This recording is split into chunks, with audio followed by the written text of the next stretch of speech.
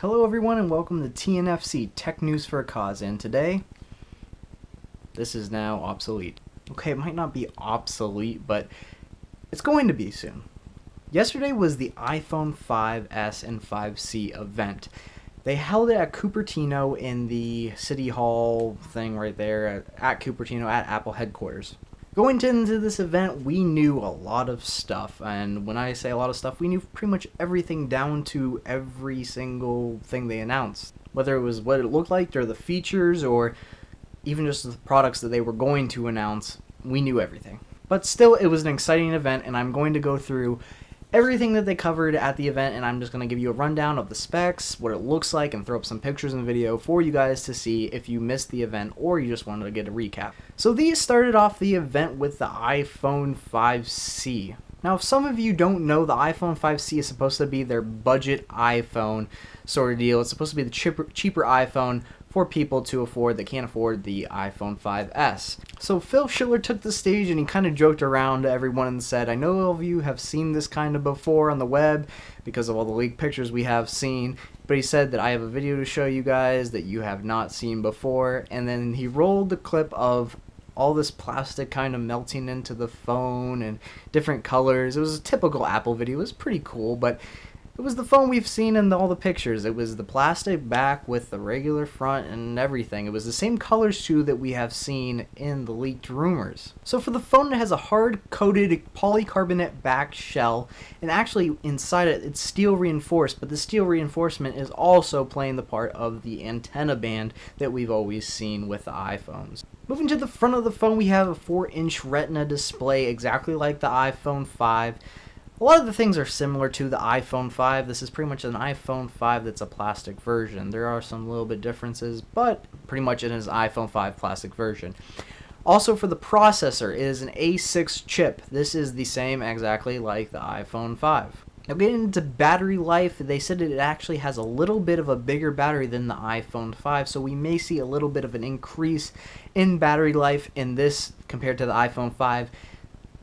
Whether it's going to be dramatic or not, I don't think it's really going to be that dramatic, but we will see once it comes out. They didn't really go into details of how long the battery life will be on the iPhone 5C. As far as the cameras go, on the back side it has an 8 megapixel camera, 5-element lens on that. That's pretty much the exact same as the old iPhone 5. And on the front for the FaceTime camera, they say it's a new FaceTime camera. I think it has better backlighting or something like that. So that's good. We have a little bit of an updated one from the iPhone 5. I think they made just some small improvements in it, in the sensors and everything, so that's a good sign. Now as far as colors go, this is pretty much exactly what we saw in the leaks. We have a white, a red / pinkish, a yellow, a green, and a blue iPhone. Now all these colors aren't true to the color. They're really kind of neon-ish, blue, red, yellow, green, all that stuff. It's really neon. But I think they are some good colors for the audience that they're targeting. I think they're kind of targeting with this phone a more younger audience because it's kind of a less price iPhone. But also, there are some people that like those colorful colors, so this iPhone will suit them good. Now as far as pricing goes with the iPhone 5C, we're looking at for 16 gigs, it's going to be the $99, okay? And that is exactly what we had for the iPhone 4S right now during this time period that they're not selling this right now. That's what that is. So this is pretty much replacing the iPhone 4S that is selling right now at $99. As far as the 32 gig goes, that will be selling for $199, and that is exactly what the iPhone 4S 32 gig is selling for right now too. So it's just replacing that, and that's exactly what it is. Now as far as 64 gig, I do not think they are selling this in a 64 gig. I did not see anything. If you happen to have seen something, please comment below, and if I missed that, I would appreciate that. Now this Friday, you can expect to pre-order this phone, and this is actually the only phone you can pre-order from this event. I'll get into the iPhone 5S a little bit later about the whole pre-order thing, but yeah, you can pre-order this Friday and then pick it up at the Apple Store and get it shipped to your house on September 20th. This is coming out September 20th, and I will probably not be getting the iPhone 5C. I will be getting the next phone I'm about to talk about. So next, the iPhone 5S, the long-awaited, long-rumored, everything has come out about this phone pretty much, and you will see everything has come out about this phone. Everything we know about it was announced at this event, but we are going to go over the colors first. So the colors are silver, gold, and then a thing they're calling space gray. This is pretty much replacing the black anodized phone that we last saw for the iPhone 5. Why they are doing this, I don't know. I think I have an idea. With the black, there was a lot of issues with chipping of the anodization, and it was a little bit of a harder process. Maybe this gray is an easier anodization process. I'm not too sure, but that's just a guess. I have to say, all these look great. The gold iPhone looks amazing. I am personally going to be getting the gold iPhone. I'm pretty sure about that, and I'll have that for you guys to see for a review. Now we're going to get into some specs. This has an A7 processor. It's actually a 64-bit processor. I'm not going to get into the bit thing. That's a little bit, maybe for a different video. It's kind of complex, but just know that this is the only phone in the market that has a 64-bit processor. Alongside the A7 processor is a thing they call M7. Now this is a designated motion processor for different things that use the gyroscope, the compass, and the accelerometer. And this is actually for different things such as fitness apps, and they showed a Nike app on at the keynote and demonstrated the different things that it's going to be using. And this is really separated so that the battery life is not drained.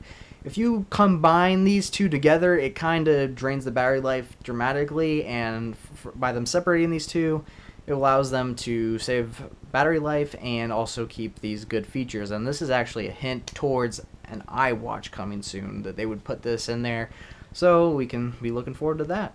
As far as the battery life goes on the iPhone 5S, we are looking at about 250 hours of standby time. Now, they said that the battery life is the same, if not a little bit better. They really didn't go into how much better or anything. They gave us a specs of the different battery. I'll throw that up on the screen for you right now.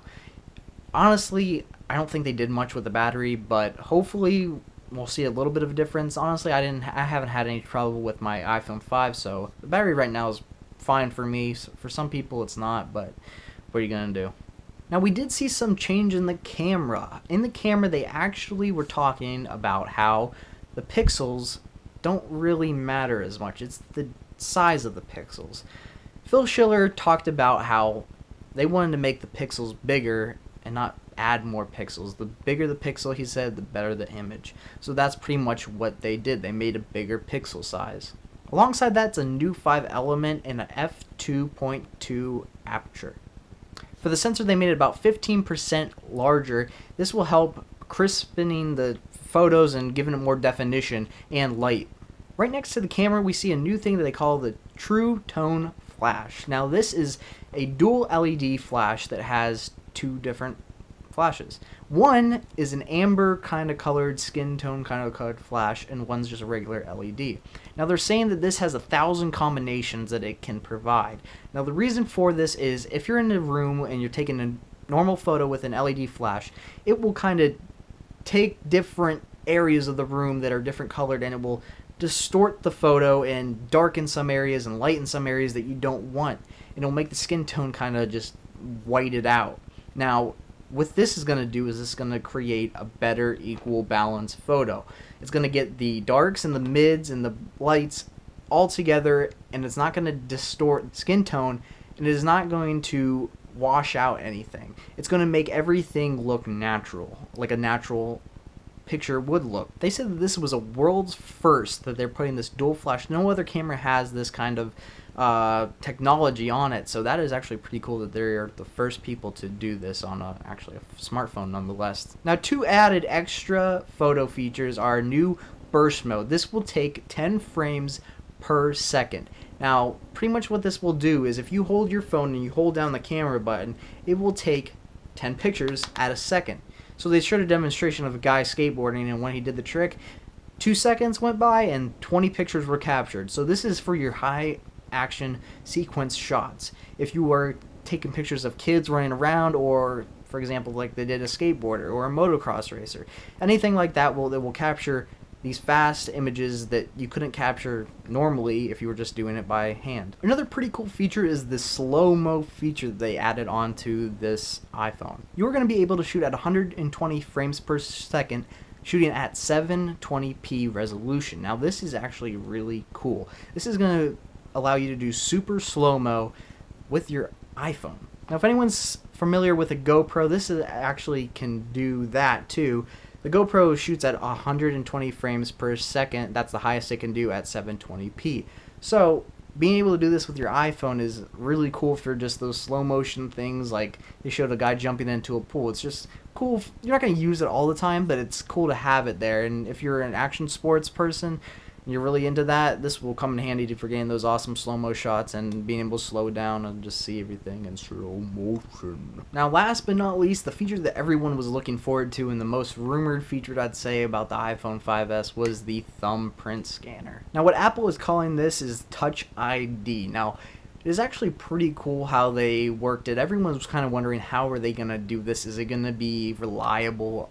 Are you going to be able to get into it every single time? And I think the answer is yes. They nailed it down and got this working perfectly, I think. From what I've heard from demos at Cupertino and everything, I think it's actually working quite well. So everyone's kind of surprised with that, but you know, Apple, they're not going to release a product unless it is working perfectly. So I didn't expect them to not release it unless they had it working good. So how the whole thumbprint scanning thing works is when you get your phone, you'll be able to go into the thumbprint scanning area on the general settings or something probably, and it will have you tap your thumb 3 times to the thing, and it will recognize different parts of your thumb each time that it is tapping that, and it's just getting all the different details of your thumb and putting it into its system. Now the thing I was wondering about is what happens if you're putting your thumb, you know, different areas, you know, like different ways, turning it. Well, they have a thing called 360 readability, and that is telling you that it can be upside down. It doesn't matter where your thumb is placed on the home button turning, it will read it. It's pretty cool that they are able to do that. I am actually surprised that that's a good feature. You can also set your thumbprint thing for different fingers. So not only can you do your thumb, you can do your right thumb, you can do your left thumb, you can do your index finger, you can do your middle finger. And also with the thumbprint scanner, you're able to authorize purchases on iTunes. So pretty much iTunes and the App Store. So pretty much you're able to download music, download and buy movies just with the touch of your thumb to the thing, which is going to make purchases a lot easier and a lot faster. So that is a big plus for me on the thumbprint scanner. So as far as pricing goes, it's the normal iPhone pricing. For the 16 gig it's $199, 32 gig it's $299, and the 64 gig it is $399. So I'd say that these prices are normal, and that's pretty much it. I think the iPhone 5S is an overall great phone. I think they added a lot of features that are definitely worth it. Whether it's worth it for you to upgrade to the new iPhone 5S or you're going to wait for the iPhone 6, that's your decision. You got to kind of look at the features and say, are you really going to use these as much as they're saying? Is it really worth the upgrade? I personally think it is worth the upgrade, so I'm going to get it, but I'm also not just getting it for myself. I'm getting it for you guys so I can review it and unbox it. But I am looking forward to that. The unfortunate thing is there are no pre-orders for the iPhone 5S. They are making it be available only on the 20th. You can only buy it on the 20th. You can only order it from online on the 20th.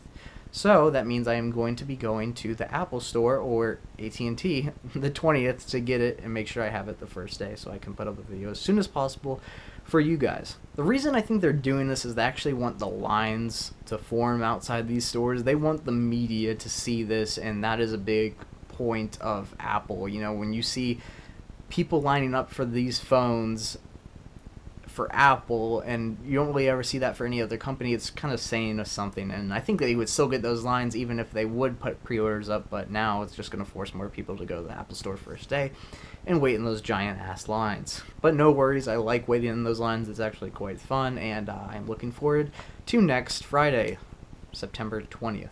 So that is about it for today, guys. I am really excited about these phones. I think the iPhone 5C will do great. I think the iPhone 5S will do great.